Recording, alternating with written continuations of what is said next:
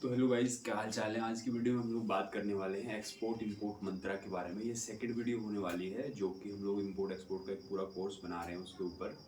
तो ये कुछ मंत्रा हैं जो आपको याद रखने हैं इंपोर्ट एक्सपोर्ट बिजनेस जैसे आप कर रहे हो या कोई भी आप बिजनेस कर रहे हो, तो ये हर बिजनेस में काम आने वाली चीज़ है। तो इसमें फर्स्ट जो मंत्रा है वो है आई एम द बॉस। आपको बोलना है मैं बॉस हूँ, मैं मालिक हूँ, मैं कुछ भी कर सकता हूँ। एक्सपोर्टर बॉस होता है, राइट। उसके जिसका प्रोडक्ट होता है वो बादशाह होता है। जैसे वो झुकेगा नहीं साला बोलता है ना कि जब प्रोडक्ट अपने पास है तो दिल्ली से लोग इधर से लोग लाइन लगा के अपने पास से जो है माल लेंगे। तो that is the thing, you have to take that mind set कि आप बॉस हो, आप मालिक हो, आप जो चाहो वो कर सकते हो। जो प्राइसिंग में आप चाहो वो उस प्राइसिंग में आप जितना मार्जिन आप ऐड करना चाहो उतना मार्जिन आप ऐड कर सकते हो, है ना। आप चाहो तो प्रोडक्ट को उधारी में बेच सकते हो, आप चाहो तो प्रोडक्ट को एडवांस पेमेंट में बेच सकते हो, आप चाहो तो प्रोडक्ट को एलसी की पेमेंट में बेच सकते हो। एलसी की पेमेंट टर्म्स होती है एक्सपोर्ट के अंदर, तो आप उसके अंदर भी आप अपने प्रोडक्ट को सेल कर सकते हो। तो I am the boss, that is the first statement. आप जो चाहो वो कर सकते हो। आप बोलो मैं विदेश में कंपनी खोलना चाहता हूँ, आप खोल सकते हो, आप बॉस हो, कोई दिक्कत नहीं है। आप बोलो आप ओवर इन्वेस्टिंग करना चाहते हो या फिर अंडर इन्वेस्टिंग करना चाहते हो। बहुत सारे लोग जो इंपोर्ट करते हैं अंडर इन्वेस्टिंग करते हैं, that is the common rule. उसकी वजह से गवर्नमेंट अपने रेगुलेशंस भी चेंज करती रहती है। आप बहुत आप कर सकते हो, बट ये इलीगल वर्क है। I don't promote illegal work, right. इसके अंदर आपको जेल हो सकती है, तो इसके अंदर आपको सावधान रहने की जरूरत है। जो नेक्स्ट इसका मंत्रा है, I can do anything which is feasible and profitable. कहने का मतलब है कि कोई भी चीज जो मैं करूंगा, करने को तो आप कुछ भी कर सकते हो। आप ही कुछ लोग कहेंगे बिल्ला मैं तो चील कामों तो बेचूंगा, तो करने को कुछ भी कर सकते हो। कहने का मतलब ये है I can do anything which is feasible and profitable. जो फिजिबल होगा यानी कि जो चीज़ हो सकती है वो, और जो प्रॉफिटेबल होगी, जो मेरे को प्रॉफिट कमा के दे, वो चीज़ मैं करूंगा। तो ये आपको सेकंड मंत्रा लिखना है। जैसे मान लो आपको एग्जांपल देते हैं, जैसे मान लो आप दिल्ली से हो या हरियाणा से हो, आपको सिरामिक टाइल एक्सपोर्ट करनी है। सिरामिक टाइल होती है मोरबी में, गुजरात में। या फिर मान लो आपको सूरत के डायमंड एक्सपोर्ट करने हैं, ठीक है। कुछ भी जो चीज़ मान लो यहाँ प्रेजेंट नहीं है, कहीं और आपकी लोकेशन से बहुत दूर प्रेजेंट है, तो आप कहते हो मुझे उसको एक्सपोर्ट करना। फॉर एग्जाम्पल सिरामिक टाइल का, सिरामिक टाइल आपको एक्सपोर्ट करनी, आप बोलते हो जी मैं टाइल मोरबी से लेता हूँ, इधर मंगवा लेता हूँ, अपना दिल्ली मंगवा लेता हूँ या फिर आपका हरियाणा मंगवा लेता हूँ, और यहाँ से फिर आप एक्सपोर्ट करते हो रीपैकेजिंग करके या कुछ भी करके। तो ये फिजिबल तो है लेकिन प्रॉफिटेबल नहीं है। कारण क्या है कि यहाँ से मोरबी से यहाँ तक आने का खर्चा, फिर आपको यहाँ से दोबारा मुंद्रापुर जाने का खर्चा, जबकि मोरबी से मुद्रा थोड़ा नजदीक पड़ेगा कंपेरेटिवली टू दिल्ली आना और ये सब करना। तो दैट्स द रीजन कि आपको फिजिबिलिटी और प्रॉफिटेबिलिटी चेक करनी है। प्रॉफिटेबल अगर बिजनेस नहीं है तो धंधा करने का मजा नहीं है, मत करो। सही है। तो that is the thing. Second मंत्र ये है कि आप जो करना चाहो वो कर सकते हो, बट वो प्रॉफिटेबल और फिजिबल होना चाहिए। थर्ड है कि जैसे मैंने कहा कि आप बॉस हो, आप बड़े बॉस हो, लेकिन थर्ड मंत्र है customer is the God. Customer भगवान है। पहले के ज़माने में लोग ऐसे ही चलता था, लेकिन आज की डेट में वाक़ई में ही भगवान है। आज की डेट में कस्टमर को अगर आप अवेयर हो, आप इग्नोर करोगे, तो बहुतेरी ब्रांड लाइन लगा के खड़ी हुई है जो उसको अट्रैक्ट करने के लिए, उसका प्रोडक्ट बेचने के लिए मार्केट में अवेलेबल हैं। तो आप बॉस हो सकते हो, आप बड़े बॉस हो सकते हो, लेकिन भगवान आपसे, मतलब भगवान तो बॉस से भी बड़ा होता है ना। तो कस्टमर इज़ द गॉड। वो आपको पैसे दे रहा है, वो आपको, तो आपको उसकी इज़्ज़त करनी है, आपको उसको जो चाहिए वो उसका आपको देना है, राइट। उसकी रिक्वायरमेंट, जैसे मान लो कस्टमर बोलता है मेरे को ये पैकेजिंग चाहिए, तो आपको वो पैकेजिंग उसको करके देनी है। आपको कस्टमर कहे मेरे को ये स्पेसिफिकेशन चाहिए, तो आपको वो स्पेसिफिकेशन करके देनी है। ठीक है। आप ये नहीं कह सकते कि नहीं जी हम तो, है ना, तो फिर उसमें फिर लग जाते हैं, एल लग जाते हैं, सही। तो आपको कस्टमर की सुननी है सबसे बड़ी चीज़। और कस्टमर जो बोलता है, जो पैकेजिंग बोलता है, जो स्पेसिफिकेशन बोलता है, वो आपको उसको करके देनी है। Customer is the good, right. But इसमें एक चीज़ का आपको ध्यान रखना है, आपको सारी चीज़ें कस्टमर की माननी है, सिर्फ पेमेंट टर्म को छोड़ के। पेमेंट टर्म जो आपको अपने हिसाब से रखनी है, अभी मेरे को एडवांस इतनी लेनी है, फिर कॉपी ऑफ बीएल पे लेनी। कॉपी ऑफ बीएल एक पेमेंट, यानी कि ये लगा लो कि एक स्टेज होती है जहाँ पे आप पेमेंट लेते हो कि यहाँ पे हमने बिल ऑफ लेडिंग का एक डॉक्यूमेंट होता है जो शिपिंग लाइन इशू करती है, वो आपने दे दिया, तो फिर आपको इंपोर्टर पेमेंट रिलीज करता है। पेमेंट 3070 भी जाती है, 2080 भी जाती है, 1090 भी जाती है। एलसी भी आप कर सकते हो। एलसी आप इंपोर्टर करवाएगा बैंक से। एलसी के लिए बेसिकली बैंक गारंटी होती है किस्म से। इसके आने वाली वीडियोज में इसके बारे में डिस्कस करेंगे। जो चौथा रूल है वो है कि जो कस्टमर जो गोड है वो ऑल द एक्सपेंस को कवर करेगा, यानी कि all the expense will be paid by the buyer. Customer बोले मेरे को पैकेजिंग चाहिए, मेरे को गोल्डन थीम चाहिए, मेरे को ये चाहिए, मेरे को वो चाहिए, जो कस्टमर बोले वो हमको देना है, इंपोर्टर को, ये सॉरी एक्सपोर्टर को वो देना है। बिजनेसमैन को वो कस्टमर की नीड को पूरी करना है। राइट। मान लो लोडिंग का जो खर्चा हो गया, बट खर्चा सारा बायर देगा। लोडिंग का खर्चा हो गया, अनलोडिंग का खर्चा हो गया, उसके बाद कस्टम का खर्चा हो गया, इंश्योरेंस का खर्चा हो गया, फ्रेट हो गया, आपकी जो लेबर लगती है वो खर्चा हो गया, आपका जो शिपिंग लाइन जो आपका कॉस्ट लेती है वो खर्चा, स्टील लगती है उसका खर्चा हो गया। Every cost will be paid by the buyer. CHA का खर्चा हो गया, वो सब आपको एड ऑन करना है। आपकी एक्स फैक्ट्री प्लस आपका प्रॉफिट प्लस सारा खर्चा देके आपको बायर को कोट करना है। तो सारा एक्सपेंस बायर देता है। बायर के पास पैसा होता है, कस्टमर जो होता है भगवान जो होता है, उसके पास पैसा होता है, पैसा बहुत है, पैसे की कमी नहीं है उसके पास, तभी वो प्रोडक्ट लेने के लिए आया आपके पास, राइट। उसके पास पैसा, उसके पास बजट है, उसके पास सारी चीज़ें हैं, उसने डिज़ाइन करी हैं, बनाई हैं, तभी वो आपके पास पैसा लेने वो प्रोडक्ट लेने के लिए आया। तो उसके पास पैसा है, उसको जो चाहिए आपको उसको देना है, उसके खर्चे खर्चे खर्चे खर्चे ऐड करके उसको दे देने हैं। That is the thing, that is the fourth rule. तो सारा पैसा जो है बायर देता है। पांचवा है तो गोल्ड के पास पैसे की कमी नहीं होती, उसके पास बजट है, सब कुछ है, तभी वो आपके पास आया है, राइट। तो दैट इज द थिंग, ये मैंने फोर्थ में ही कवर कर दिया। व्हाट डॉक्यूमेंट्स रिक्वायर्ड वो बायर बताता है। छठा या पांचवा रूल ये आप इसको बोल सकते हो, ये है कि जो भी डॉक्यूमेंट रिक्वायर्ड रहेंगे एक्सपोर्ट के अंदर वो बायर बताएगा। जनरली आपको भी अपनी रिसर्च करनी है। आज की डेट में चैट जीपीटी आ गया, गूगल आ गया, आप उस पर लिख सकते हैं, सीएचए से पूछ सकते हैं इसके लिए क्या क्या डॉक्यूमेंट चाहिए। बेटर तो सीएचए ही बताता है, क्योंकि रेगुलेटरी मतलब गवर्नमेंट की पॉलिसी चेंज होती रहती है। जैसे सऊदी अरबिया एक्सपोर्ट करना है और यूएई एक्सपोर्ट करना, तो दोनों की पॉलिसी अलग है। अफ्रीका एक्सपोर्ट करना उसकी पॉलिसी अलग है, अमेरिका एक्सपोर्ट करना उसकी पॉलिसी अलग है। हर कंट्री की अपनी पॉलिसी, तो उसके हिसाब से आपको सीएचए आपको बेटर गाइडलाइन गाइड कर पाएगा। सीएचए एक बेसिकली कंपनी होती है, कस्टम हाउस एजेंट उसमें काम करते हैं, या फिर आप कस्टम हाउस एजेंट उसके साथ फ्रेट फॉरवर्डर जोड़ लो, तो मिला जुला के इंडिया में तो ऐसे ही चलता है। सब लोग फ्रेट फॉरवर्डर, कस्टम हाउस वाले सब मिलजुल के ही काम करते हैं एक दूसरे से। That is the thing. वो आपको बताएंगे कि ये आपको कॉस्टिंग लगने वाली है, ये आपको लाइसेंस चाहिए, ये आपको सर्टिफिकेट चाहिए, इंपोर्टर के पास ये लाइसेंस होना चाहिए, वो सब चीज़ें आपको गाइड करते हैं। रिसर्च करनी है कि क्या डॉक्यूमेंट आपको लगेंगे। ऑब्वियसली आपको खुद से रिसर्च तो करनी है, लेकिन फिर भी आपको बायर से पूछना है, उससे लिखवाना है, साइन स्टैम्प करवाना है कि क्या क्या डॉक्यूमेंट आपको लगेंगे, ये आप हमें लिख के दे दो, उस पर साइन स्टैम्प करके दे दो। मेल के थ्रू पूरा काम होता है, राइट। तो बहुत सारे लोग जैसे मेरे से पूछते हैं, सर मुझे हैंडीक्राफ्ट आइटम एक्सपोर्ट करना, मुझे इमिटेशन ज्वेलरी एक्सपोर्ट करना, मुझे केमिकल एक्सपोर्ट करना है, मुझे फार्मास्यूटिकल एक्सपोर्ट करना है, तो मेरे लिए क्या लाइसेंस लगेंगे। तो बेसिक लाइसेंस कुछ होते हैं जो सबके लिए रिक्वायर्ड है, फिर प्रोडक्ट टू प्रोडक्ट और कंट्री टू कंट्री वेरी करते हैं। जैसे बेसिक आपके लाइसेंस की अगर मैं बात करूँ तो सबसे पहले जीएसटी हो गया, फिर आपका इंपोर्ट एक्सपोर्ट कोड हो गया, आपका वो bank account, current bank account तो खुलेगा ही खुलेगा, उससे पहले खुलेगा, ठीक है। फिर उसको आपका डीएससी बनता है, डिजिटल सिग्नेचर, 2-2,500 में बनता है, लगभग 2200 रुपये बनता है अंदाजा। उसके बाद आपका एडी कोड जो डीजीएफटी की वेबसाइट पर रजिस्टर होता है, आईसी गेट की वेबसाइट पे। उसके बाद आपका अपेडा, अपेडा का आरसीएमसी, जैसे आपको एग्रीकल्चर प्रोडक्ट को एक्सपोर्ट करना है, तो फसाई आपका फूड प्रोडक्ट को एक्सपोर्ट करना है, तो ये सारे आपको बेसिक डॉक्यूमेंट आपको लगते हैं। जेम्स एंड ज्वेलरी आपको एक्सपोर्ट करना, तो जी एक्सपोर्ट प्रमोशन काउंसिल है, उसके लिए अलग काउंसिल है। तो ये एक्सपोर्ट प्रमोशन काउंसिल बनाई गवर्नमेंट की बॉडी, आपको इनकी 5,000-7,000 फीस देनी, इनके मेंबर बनना, ये आपको हेल्प करेंगे, एग्जीबिशन में ले जाएंगे, जो भी एक्सपोर्ट इंपोर्ट में हेल्प करते हैं वो लगते हैं। तो बेसिक डॉक्यूमेंट ये आपको लगेंगे। उसके अलावा जैसे टेस्टिंग रिपोर्ट हो गया, सर्टिफिकेट ऑफ ओरिजिन हो गया, ये कुछ बेसिक डॉक्यूमेंट है जो हर चीज़ में लगते हैं। फाइटोसैनिटरी सर्टिफिकेट हो गया, कई बार लगता है। तो अब नेक्स्ट जो रूल हम लोग एक्सपोर्ट इंपोर्ट मंत्रा की हम लोग बात कर रहे हैं, तो नेक्स्ट जो मंत्रा आता है वो है 99% जो एक्सपोर्ट बिजनेस है वो सेफ है और 1% रिस्क है। 99% बिजनेस सेफ क्यों है? जैसे डोमेस्टिक में हम लोग धंधा करते हैं, डोमेस्टिक में क्या होता है कि जैसे मान लो मैं फैक्ट्री में अगर कोई माल दे रहा हूँ, तो मुझे 1 महीना 2 महीना या फिर 3 महीने की भी उधारी चलती है मार्केट में। जो आप लोग अगर धंधा कर रहे हैं तो आपको पता है, मैंने किया है, मुझे पता है।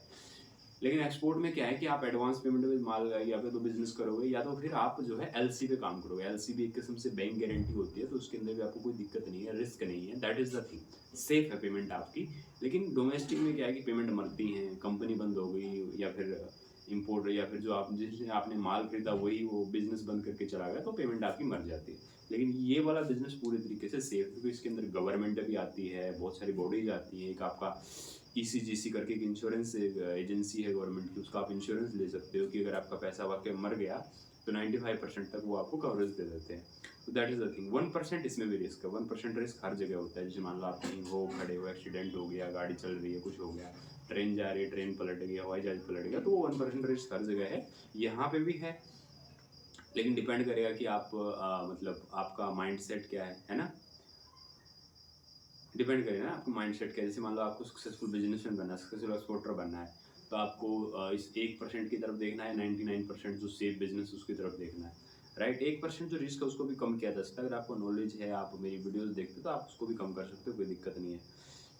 तो जैसे मान लो 1% रिस्क क्या है, जैसे मान लो कार्गो डूब गया, अब उसमें मान लो इंश्योरेंस कंपनी आपको पैसा तो दे देगी, लेकिन आपने इंश्योरेंस ही नहीं लिया तो 1% वो रिस्क हो गया, है ना। उसके बाद वार हो गया, उसके बाद जैसे वो रेड सी ब्लॉक हो गया, ये हो गया, वो हो गया, तो 1% रिस्क हर जगह है। मान लो आपका कार्गो, आपने कार्गो भेजा, वो गुड्स से अच्छी क्वालिटी का नहीं निकला, मान लो आपने मैन्युफैक्चरर से लिया था, मैन्युफैक्चरर ने आपको गलत प्रोडक्ट दे दिया, तो आपकी तो गलती आप वहाँ मानी जाएगी ना, तो आपको सोर्सिंग भी बेस्ट करनी है। तो 1% रिस्क हर जगह है, but you have to manage, you have to learn about that to become a successful businessman और इम्पोर्टर। यहाँ पे जैसे आप शादी का एग्जाम्पल ले लो, आप शादी करते हो तो डाइवोर्स भी होते हैं ना, तो 1% रिस्क वहाँ पे भी है। मतलब 99% नहीं होते, लेकिन 1% तो होते ही है। अब जैसे बच्चे हो गए, खर्चे हो गए, सब कुछ हो गया, खर्चे झगड़े ये सब चलता ही रहता है। तो आप डिसाइड कीजिए कि आपको शादी करनी कि नहीं करनी, that is the important point. तो ये है, नेगेटिव भी है और पॉजिटिव भी है, तो आपको डिपेंड करना है कि आपको देखना क्या है। 8वां मंत्र वही है, बी पॉजिटिव और बी हैप्पी। आप पॉजिटिव रहोगे और तो आपको मतलब दिल को भी शांति रहेगी, खुशी मिलेगी आपको। और उससे क्या है कि पॉजिटिव का मतलब एक और है, इसमें ऐसा नहीं कि आप फर्स्ट डे मार्केट में, आप फर्स्ट डे आप ये भाई 1 करोड़ का ऑर्डर, 2 करोड़ का ऑर्डर, फटाक फटाक फटाक, है ना। ऐसा नहीं होता, टाइम लगता है। आप मार्केटिंग, आप अपना पहले कंपनी सेटअप करोगे, उसके बाद मार्केटिंग करोगे, ब्रांडिंग करोगे, ईमेल मार्केटिंग, कोल्ड कॉलिंग, सब कुछ आप करोगे, तब जाके आपको बायर रिस्पॉन्स करेगा, फिर वो 100 में से एक आपको हाँ भरेगा, ऐसे करके मतलब रेशो चलता रहता है। तो ये पार्ट ऑफ बिजनेस है, आपको इसमें हेडेक नहीं लेनी है, बी हैप्पी, काम हो जाएगा, काम करने से होता है, हमारा हुआ सबका हो रहा है। तो export import business between two people, Nova जो इसका मंत्रा है, इम्पोर्ट एक्सपोर्ट मंत्रा, जो वीडियो का पूरी सीरीज है कि इम्पोर्ट एक्सपोर्ट मंत्रा, यही हम लोग बताएंगे इस वीडियो में। तो नोवा जो मंत्र है वो ये है कि इम्पोर्ट एक्सपोर्ट बिजनेस दो लोगों के बीच होता है, एक तो बायर, एक सप्लायर। मियाँ बीवी राजी तो क्या करेगा काजी, है ना। तो दैट इज द थिंग। अगर आप मियाँ बीवी दोनों पेमेंट टर्म्स में राजी हैं, दोनों प्रोडक्ट में राजी हैं, तो तीसरे बंदे की जरूरत ही नहीं है, राइट। तो ये वाली बात रहती है। बाकी उसमें 1% आपका सक्सेस रेट, जैसे आप 100 बायर से बात करोगे, 1% आपका सक्सेस रहेगा, है ना। ये सब चीज़ें निकल के आती हैं। बट उसमें भी एक चीज़ ये भी है ना कि जैसे मान लो आप फॉर एग्जाम्पल 50 लाख का कंटेनर, जैसे राइस का कंटेनर आप भरते हो तो 50 लाख के आसपास का बैठ जाता है, ठीक है। 50 लाख का आपने कंटेनर भरा, आपका अगर मरे से हमारा 10% भी मार्जिन, तो 5 लाख रुपये आप घर लेके चलेंगे। कोई ऐसा धंधा नहीं है जिसमें 5 लाख रुपये एक बार में आ जाए। बड़े बड़े बिजनेसमैन इम्पोर्ट एक्सपोर्ट से बड़े हुए हैं, ये आप मतलब समझ लो कि बल्क का धंधा है ना। मार्जिन आपका अगर 2% भी है तो भी आप ये लगा लो कि 50 लाख का 2% कितना हो गया, 1% हो गया आपका 50,000 रुपये, 2% 1 लाख रुपये, 1 लाख रुपये आप घर ले गए, that is the good thing. Next चीज़, आपको अपना जो है टारगेट लिखना है, इस महीने मेरे को कितना बिजनेस करना है, मेरा गोल क्या है, मेरा टारगेट क्या है, मेरे को किस मार्केट में फोकस करना है, राइट। वो आपको लिखना है, आपकी डायरी में लिखना है, मेरे को 1 करोड़ का धंधा करना, 10 करोड़ का करना, 20 करोड़ का करना है। वो आप टारगेट लिखोगे, आपको टारगेट पे फोकस करना, उसके अकॉर्डिंग काम करना, डिवाइड करना छोटे छोटे स्टेप्स के अंदर, तब जाके काम होता है। इम्पोर्ट एक्सपोर्ट बिजनेस में आपको पूरा काम रिटर्न में करना है। आपको मान लो बायर से बात करनी है, तो बायर जो आपको इनवॉइस आपको जो देगा, परचेज ऑर्डर देगा, वो आपको रिटर्न में लेना है, ठीक है। उसके साइन स्टैम्प उस पर होने चाहिए। आप जो उसको परफॉर्मा इनवॉइस बना के भेजोगे, वो आप लिख के भेजोगे, राइट। नीचे उस पर आप लिखोगे कि order will be confirm after the advance payment, right. जब एडवांस पेमेंट आएगी तभी आप ऑर्डर को कंफर्म करोगे, ठीक है। उसके बाद once order confirm can not be cancelled in any situation, ये लाइनें आप लिख के दो, आप उसको टर्म्स कंडीशन बताओ कि मेरी ये टर्म्स कंडीशंस हैं, अगर आप एग्री करते हो तो आप इस पे साइन स्टैम्प करें, तब हम आगे काम करेंगे। ये तो हो गया बायर की साइड से। मैन्युफैक्चरर की साइड से भी आपको रिटर्न में काम करना है, सारी चीज़ें आपको लिखवानी है मैन्युफैक्चरर से कि मुझे ये स्पेसिफिकेशन का आपको प्रोडक्ट बना के दोगे, साइन स्टैम्प करके दो, आपके साथ मेरा ये रेट फिक्स हुआ है, मैं इस पेमेंट में आपको पेमेंट दूंगा, ये मेरी साइन स्टैम्प रहा। सारी चीज़ें आप लिख के करोगे ना, तो उसमें ये है कि आपको भी दिक्कत नहीं है और सामने वाले को भी दिक्कत नहीं होगी। किसी के साथ भी आप डील करो ना, तो रिटर्न बहुत जरूरी है। आजकल जुबान की वैल्यू नहीं रहेगी है, लोग बोलते कुछ हैं, करते कुछ हैं, सोचते कुछ हैं, सुबह कुछ है, शाम कुछ है, ये सब चलता रहता है ना। तो आपको सारी चीज़ें लिख के करनी है, जो भी करनी है। एक्सपोर्ट इम्पोर्ट एक्सपोर्ट में क्या क्वालिटी चाहिए, ये बायर बताता है। ये एक 12वां मंत्र है। लोगों को कई बार डाउट आ सकता है कि कौन सी क्वालिटी एक्सपोर्ट होती है, ये होता है वो होता है। एक्सपोर्ट जैसे मार्केट में आओगे, जैसे मान लो बासमती राइस, आप एक्सपोर्ट कर रहे हो तो उसकी कोई ग्रेड होती है, क्वालिटी होती है, मॉइस्चर होता है, उसके अंदर क्या क्या कंटेंट होते हैं, उसके अंदर वो सारी चीज़ें लिखी होती हैं, लिस्ट होती है, वो सब बायर बताता है कि मेरे को ये चाहिए, ये पैकेजिंग चाहिए, ये वो चाहिए, वो चाहिए, वो चाहिए, फलाना ढिमकाना जो भी है, उसके अकॉर्डिंग आपको मैन्युफैक्चरर से बात करना है, फिर आपको मैन्युफैक्चरर अपने रेट देगा, तो उस अकॉर्डिंग जो है सारी की सारी क्वालिटी आपको बायर बताता है और वो आपको साइन स्टैम्प करके देगा बकायदा कि मुझे ये मेरा ठप्पा है जी, मेरी ये फलाना ढिमकाना इम्पोर्ट कंपनी है, ये मेरी ठप्पा लगा हुआ है, राइट। तो ये आपको क्वालिटी डिलीवर करनी है। जो 13वां जो इसमें मंत्र है वो बहुत ज़रूरी है। All work will be delayed, मतलब आप मान के चलो कि सारे काम जिस टाइम पे आपको बोले गए हैं उस टाइम पे वो जनरली होते नहीं है। जैसे मान लो मैन्युफैक्चरर ने बोला कि 15 तारीख को माल रेडी हो जाएगा, वो 16-17 भी हो सकता है। शिपिंग लाइन ने बोला कि इस तारीख को आपको कंटेनर मिल जाएगा, वो 1 घंटे 2 घंटे लेट भी हो सकता है। तो आपको सारे काम एडवांस में करके चलने हैं ताकि डिले ना हो। डिले होता है तो घबराने की ज़रूरत नहीं है, सिर्फ आपको खर्चा देगा और कुछ नहीं लगेगा।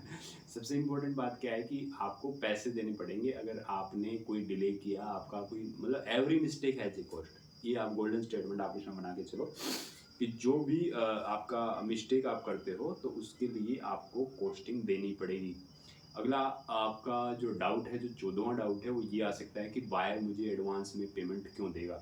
देखिए यहाँ पे दो चीज़ें, जैसे मान लो मैं बायर हूँ, मेरे को प्रोडक्ट चाहिए, फॉर एग्जांपल मेरे को कोई भी एग्जांपल मान लो, मेरे को बिरयानी खानी, तो मैं उसको मान लो एडवांस या कैश टू कैश डिलीवरी मान लो, मैं उसको पेमेंट दूंगा, वो मुझे बिरयानी देगा, मैं खा लूँगा, मेरे पेट में भूख लगी है तो मेरे को खाना है कुछ, तो for example right, veg biryani या नॉन, कुछ भी मान लो, कोई भी बायर है उसको वो प्रोडक्ट चाहिए, चाहिए ही चाहिए, तभी वो मतलब बायर है ना। जो बायर ही नहीं, बायर है तो उसको प्रोडक्ट चाहिए, तो प्रोडक्ट चाहिए तो उसको पेमेंट देना पड़ेगा, वो आपको देगा किसी और को देगा, वो बायर डिसाइड करेगा। उसके लिए आपको अपनी मार्केटिंग बढ़िया करनी, अपनी ब्रांडिंग बढ़िया करनी, अपनी डिज़ाइनिंग, आपकी फॉलोअप टीम बहुत बढ़िया होनी चाहिए, है ना। फॉलोअप बहुत बड़ा गेम हो जाता है। तो that is the thing, buyer को तो पैसा देना ही है। आप अपनी मार्केटिंग अच्छी करोगे तो बायर आपको पैसा देगा, कोई और अच्छी कर जाएगा तो उसको दे देगा। नेक्स्ट 15वां क्वेश्चन, जो 15वां मंत्र है बेसिकली, बायर जेन्युइन है कि नहीं है, ये मतलब कैसे पता चलेगा? बहुत सारे लोग क्वेश्चन पूछते हैं। तो ये मंत्र है, एक किस्म से आप लिख लो इम्पोर्ट एक्सपोर्ट या किसी भी बिजनेस में, जिस पेमेंट टर्म्स में मैं हूँ, मान लो मैं एक्सपोर्टर हूँ, जिस पेमेंट टर्म में मैं एक्सपोर्ट करना चाहता हूँ, अगर इम्पोर्टर जो बायर है उस पेमेंट टर्म में एग्री करता है तो वो जेन्युइन बायर, भले वो फ्रॉड करके भागा है, कुछ भी है, चोर है, उचक्का है, मेरी पेमेंट टर्म में मेरे को वो अपना, मेरी पेमेंट टर्म में मेरे को पेमेंट दे रहा है, तो खत्म बात, राइट। तो मतलब बायर की वेरिफिकेशन करो, ये करो, वो करो। मेरी पेमेंट टर्म में माल दे रहा है तो वेरिफिकेशन करने की ज़रूरत ही नहीं है। अपने को सेफ पेमेंट टर्म में धंधा करना है, right. Do business in safe payment term. Safe payment term क्या है कि 10% तो मिनिमम एडवांस, 20% एडवांस, 30% एडवांस ले लो आप, बाकी आप पेमेंट ऑफ एलसी पे डील करो, ठीक है। 16वां जो मंत्र है कि what can I do after fraud, यदि आपके साथ फ्रॉड हो जाता है, किसी के साथ फ्रॉड हो जाता है, तो 16वां मंत्र जो एक्सपोर्ट में आता है वो क्या है? वो ये है, अगर आपके साथ फ्रॉड हो जाता है तो सबसे पहले तो आपको ध्यान देना है कि आपको क्रेडिट में माल नहीं देना है, ठीक है। फिर भी आपका जानकार था, आपका दोस्त था, किसी का रिलेटिव था, आपने उधार में माल दे दिया, अब क्या? अब बायर फ़ोन नहीं उठा रहा, तो अब वहाँ पे आप उसके अगेंस्ट लीगल केस कर सकते हो अगर आपके पास डॉक्यूमेंट हैं तो।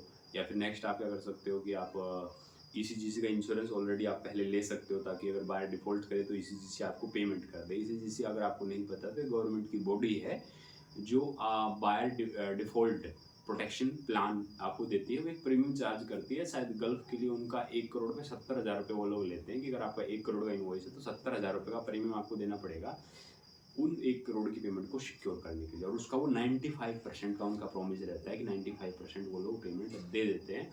बाकी वो डिपेंड करता है कि मतलब देते नहीं देते। हमारे साथ ऐसा मतलब ईसीजीसी वाला मैटर पर्सनली नहीं हुआ, लेकिन सुनने में आया कि दे देते हैं। जैसे बड़ी बड़ी ब्रांड हो, जैसे आप ये आप सर नाम ब्रांड का नाम लेना ठीक नहीं है, कहने का मतलब है कि पेमेंट दे देते हैं, आप ईसीजीसी का प्रोटेक्शन ले सकते हो, that is the thing. Next आपको इंटरनेशनल कोर्ट में आप केस कर सकते हो, पर उसके लिए आपको वकील करना पड़ेगा, खर्चे लगेंगे। अभी आजकल तो मतलब बहुत सारे लोग इधर इंडिया में फ्रॉड करके उधर दुबई में रह रहे हैं, तो दैट इज़ द थिंग। ये आपको थोड़ा केयरफुल रहने की भी ज़रूरत है, बट हो जाता है, कोई दिक्कत नहीं है। मतलब आपको प्रोटेक्ट करना अपने आप को। नेक्स्ट चीज़ जो आपको आती है वो आपको आती है आपकी ब्रांडिंग, आपकी मार्केटिंग, आपकी फॉलोअप, आपकी ईमेल मार्केटिंग, आपकी कॉलिंग, आपकी फॉलोअप, आपको बायर से मिलने जाते हो नहीं मिलने जाते हो, that is the important thing.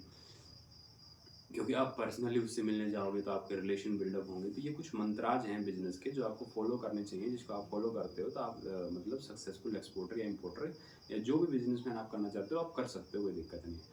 बाकी आने वाली वीडियोस में और भी आपको वीडियोस आएंगे, लगभग 150 प्लस की एक वीडियो सीरीज होगी। तो आप इस चैनल को सब्सक्राइब करें, वीडियो को शेयर करें। पूरा पूरा कोर्स फ्री है, जो हमें आता है वो हम आपको फ्री में सिखा देंगे, कोई दिक्कत नहीं है। और हमारे पास वर्ल्ड की बेस्ट नॉलेज अवेलेबल है, क्योंकि काफ़ी टाइम से मैं डोमेस्टिक बिजनेस भी कर रहा हूँ, उसके बाद इंटरनेशनल मैंने ई कॉमर्स भी ट्राई किया था। तो मैं मल्टीपल बिजनेस कर चुका हूँ, मल्टीपल बिजनेस फेल भी कर चुका हूँ। अभी मेरा इंपोर्ट एक्सपोर्ट बिजनेस सही चल रहा है, बढ़िया चल रहा है। तो वही चीज़ें आपको सिखा दे रहे हैं प्रैक्टिकल। आपको आने वाली वीडियोज़ में और भी सिखाएंगे कि कंटेनर क्या है, उसके साइज़ क्या है। फिर आप ECGC के भी मतलब आपको ब्लॉग्स की फॉर्मेट में पूरा दिखाएंगे, APMC मंडी दिखाएंगे, उसका पैकेजिंग कैसे होती है वो दिखाएंगे अपनी आने वाले वीडियोज़ के अंदर। तो आप चैनल को लाइक शेयर सब्सक्राइब करें। और जो एक्सपोर्टर बनना चाहता है आप उसको ये वीडियो शेयर कर सकते हैं। तो टुडे आज के लिए इतना ही। जय हिंद, जय भारत। और thank you so much video देखने के लिए, आपका बहुत बहुत धन्यवाद। Thank you.